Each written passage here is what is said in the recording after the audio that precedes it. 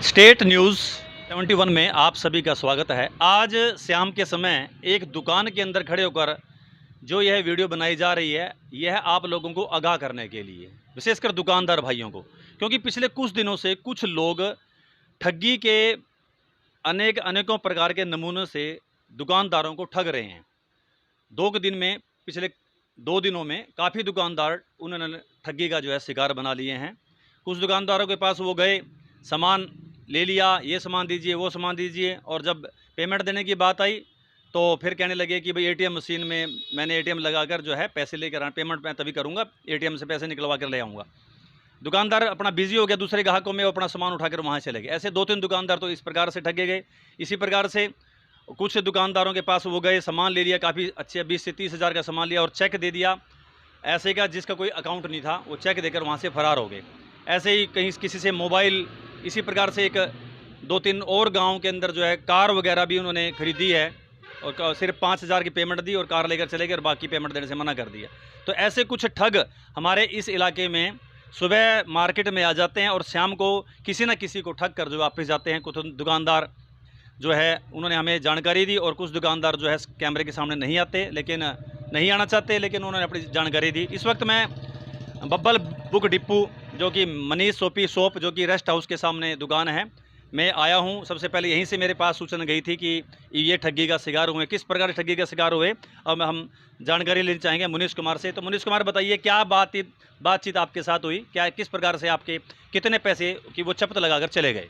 मेरे को बोलते जी कपड़े दिखा दो। अच्छा। भी हमने ना बैंड बाजी का काम करना है, तो भी मेरे को कपड़े दिखा दो। तो 3-4 लड़के थे उसके साथ। पहले एक को पैंट शर्ट दिलाई, उसके बाद एक को बेल्ट दिखाई, फिर उसके बाद 4-5 चश्मे लिए। फिर बोलता भी चल ऐसा कर, मेरे को भी पैंट शर्ट दे दे। मैं चल कोई बात नहीं, पैंट शर्ट ले ले भाई।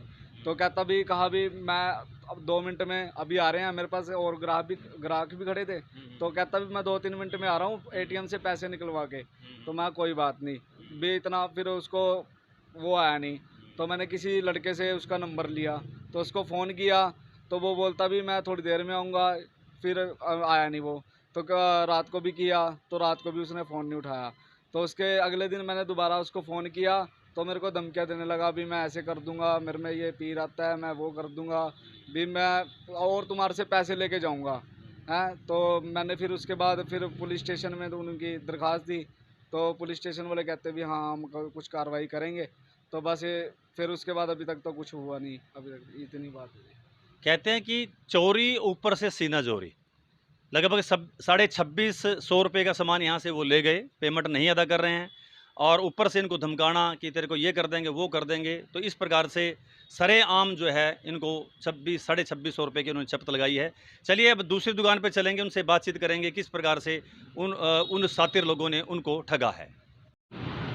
जिन लोगों ने बब्बल बुक डिपो पर जो है 26,500 रुपये की चपत लगाकर जो वहाँ से वो चले गए थे, तो वही लोग इस दुकान पर, इस वक्त मैं लक्ष्मी ट्रेडिंग कंपनी जो कि अपना बस स्टैंड चौक के पास ही है, उस दुकान में आया हूं और उनसे बात करें किस प्रकार की उनको भी कितने हज़ार रुपए की चपत उन्होंने किस प्रकार से लगाई। चलिए दुकानदार से बात करते हैं, मिलते हैं।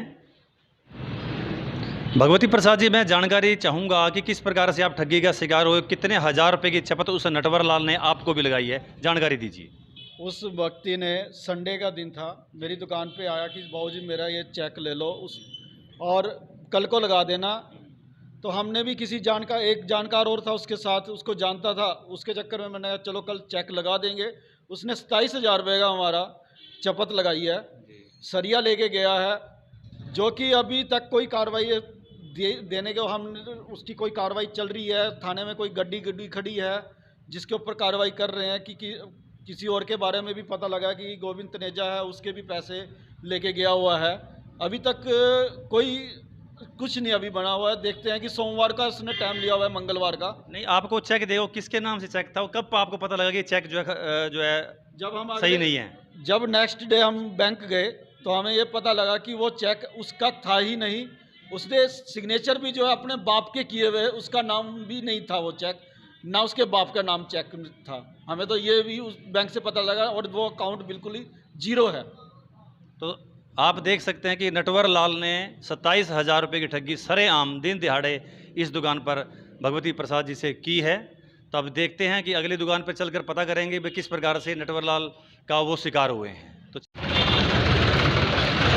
इस वक्त मैं हूँ रेस्ट हाउस के सामने एक मिठाई की दुकान पर। इस मिठाई की दुकान पर भी वो नटवर लाल आता है, मिठाइयाँ ठंडे की बोतलें यहाँ से ले जाता है और कहता है कि भी अभी आया, पेमेंट अभी करूँगा, और उसके बाद वो शकल नहीं दिखाता है। तो यहाँ पर भी जो है वो चपत लगा कर जाता है। चलिए अब दुकानदार महेंद्र जी हैं हमारे साथ, उनसे बात करेंगे वो किस टाइम आपकी दुकान पर आता है और क्या कुछ ले जाता है और क्या कहता है कि पेमेंट कब करूँगा, तो वो नहीं आता है।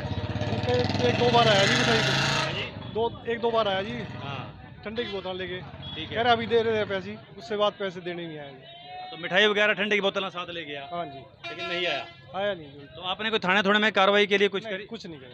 तो इन्होंने बस ये सोच कर कि भाई चलो मिठाई ठंडे ले गया और थाने में कोई कार्रवाई नहीं करी। तो वो नटवर लाल जो है उसके हौसले बढ़ते गए, वो अगले से अगली दुकान पर वो जाता रहा। चलिए और कुछ दुकानदारों से बात करेंगे वो किस प्रकार से ठगी का शिकार हुए। धन्यवाद। इस वक्त मैं हिंदू स्कूल के सामने एक फ्रूट की रेडी पर खड़ा हूँ। ये फ्रूट की रेडी का मालिक भी उस नटवर लाल की ठगी का शिकार हुआ है। किस प्रकार से शिकार हुआ आप आइए जानते हैं। नाम उनका करण है। तो करण जी बताइए किस प्रकार से उनकी ठगी का आप शिकार हुए? हमारी दुकान पर फ्रूट लेने आए थे, केले लिए उन्होंने 4 दर्जन, बाकी सेब लिए। मेरे पास गा खड़े थे, मैं उलझ गया उनमें। मैंने कहा पैसे इतने में वो चले गए लेके मेरे पास से। तो आपने ढूंढने की कोशिश नहीं करी हमने, और वो चले गया। वो चले गए जी। अब मैंने देखा भी, उसने जेब जूब में हाथ मारे, इतनी देर में चले गए जी वो। तो इस प्रकार से आप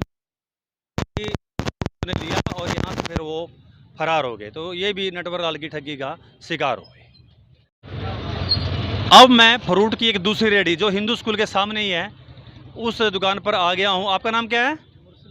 मुरसलीन। ये भी उनकी ठगी का शिकार हुए। किस प्रकार से कितनी ठगी इनके साथ हुई है तो अब उनसे पूछते हैं। मुरसलीन जी बताइए किस प्रकार से वो व्यक्ति आपके पास भी आया और क्या फ्रूट ले गया और कितनी ठगी आपको लगाई? कोई बात नहीं, वो जी आया मेरे पास, उसने बोला आप टोकरी बना देंगे? मक्का बना देंगे जी। तो जी कहता ये डालना वो डालना। 2000 का नोट दिया जी उसने मेरे को, 500 रुपये काट लो तुम, बाकी बाद में कर लेंगे। तो जी मेरे पास था लड़का, मेरा छोटा बैठा था। तो जी मैं तो चले गया टोकरी लेने। मैंने पैसे उस पर वापस ले लिए, 1500 दिए थे उसको, 500 कट्टे थे, उसने 2000 का मेरे पास से वापस ले लिया, 1500 मैंने वापस ले लिया ऊपर। जैसे कि मैं इनकी दुकान पर टोकरी लेने गया जी, इतनी देर में वो मेरे लड़के से आपके डैडी ने बोला 1500 रुपये दे दो। ठीक है। वो बोल रहे मैं मेरा पापा आएगा वो देगा, पर उसने ऐसा चक्कर चलाया जी उस पर 1500 ले गया। यानी 1500 रुपये फ्रूट चला गया आपका? नहीं, पैसे नगद कैश गले से ले गया जी। अच्छा। हाँ जी। और फ्रूट भी ले गया? फ्रूट तो लेगी ही नहीं जी, वो फ्रूट नहीं ले गया। नगद 1500 रुपये? नगद 1500 रुपये ले। तो जैसे मुरसलीन ने बताया कि 1500 रुपये किस प्रकार से इनके बेटे को उलझा कर उनके गले से जो है सीधा 1500 रुपये वो अपने इनको जो है ठग कर चला गया। तो ये भी उनकी ठगी का शिकार। आइए कुछ और दुकानदारों से बातचीत करते हैं। दुकानदार काफ़ी हैं, कहीं कैमरे के सामने आना चाहते हैं लेकिन कुछ नहीं आना चाहते। तो जितने भी आना चाहते हैं उनके साथ आपकी बातचीत कराएंगे और आप सभी से बार बार यही अनुरोध करेंगे। इस प्रकार से ये कुछ लोग इस टाइम कस्बे की इस मार्केट में उतरे हुए हैं, गाँव की मार्केट में भी सभी खबरें आ रही हैं, इसे ठगी का शिकार वो लोग हो रहे हैं। तो ऐसे लोगों से आप बचाव रखें। ऐसी कुछ मोबाइल की दुकानें हैं जो जहां से उन्होंने हज़ारों रुपए की चपत तो लगाई है, साथ ही मोबाइल भी ले गए, लेकिन वो मोबाइल दुकानदार कैमरे के सामने नहीं आना चाहते। तो इसी प्रकार से कुछ और भी गांव से भी खबरें आ रही हैं कि कई जगह उन नटवर लाल ने जो है अपने 1-2 साथी के साथ लोगों को ठगी का शिकार किया है। आज की इस वीडियो बनाने का उद्देश्य केवल मात्र यही है कि आप लोग ऐसे लोगों से सावधान रहें। आपके वो जानकार भी हो सकते हैं और अनजान भी हो सकते हैं। वो किसी रूप में आपके पास आएंगे, आपसे सामान लेंगे और कोई ना कोई बहाना बनाकर यहाँ से वहाँ से आप चलता बढ़ेंगे, सामान भी जाएगा, आप लोग जो ठगी का शिकार हो जाएंगे। उसी प्रकार से वो चेक भी दे सकते हैं, किसी भी का चेक देंगे, 1000 रुपये का सामान होगा वो चेक देंगे, फिर आपको वो बेवकूफ़ बनाएंगे, ठगी का शिकार आप हो जाएंगे। तो ऐसे लोगों से आपने अपना बचाव रखना है। धन्यवाद। ठगी के इस प्रकार से जो मामले सामने आए हैं इस बाबत अब हम बात करेंगे SHO सढौरा दीदार सिंह जी से। जानना चाहेंगे कि उनका इस बारे में क्या कहना है। जी SHO साहब, कुछ ठगी के मामले मार्केट में आए हैं तो उस बारे में आप क्या कहना चाहेंगे? कैसी कार्रवाई वगैरह का क्या आश्वासन देंगे? जी हाँ, 1-2 मामला मेरे भी संज्ञान में आया है। इसके बारे में मैं पूरा अलर्ट हूँ और पूरी पुलिस को भी मैंने अलर्ट कर दिया है जी। लेकिन सबसे पहले तो जो अपना दुकानदार है ना, उनकी भी ये ड्यूटी बनती है कि वो किसी अनजान आदमी को ऐसे ही कोई सामान ना दे, और वो कहते मैं पैसे लेके आ रहे हैं, वो कौन आता है पैसे लेके। जी जी जी। तो उनकी भी ड्यूटी बनती है कि सामान बाद में उठाने दे, पहले अपने पैसे लें, नहीं तो भी सामान रखा रहने दे और पैसे लेके आ और फिर सामान लेके जाओ। चेक वगैरह की जानकारी भी लें, चेक वगैरह भी कुछ गड़बड़ थी? नहीं, वो चेक से तो पेमेंट नहीं होगी, चेक में पेमेंट नहीं होगी तो वो ठगी वाले आदमी तो क्यों वो करेंगे। ठीक है जी। तो दुकानदारों का भी मैं मानता हूँ कि दुकानदारों को अपनी ड्यूटी ज़्यादा निभानी चाहिए इस बारे में जी। भी किसी के से चेक की क्या जरूरत है, उसको को भी पैसे ला मेरे सामान ले जा, नहीं तो नहीं है। ठीक है बात आपकी। तो अगर हड्डी बांध का वो कहा भी मैं कल्याण लग रहा हूँ तो कौन मतलब ऐसे वो करेगा, कैसे बात बनेगी, तो कौन पैसे देगा ऐसे।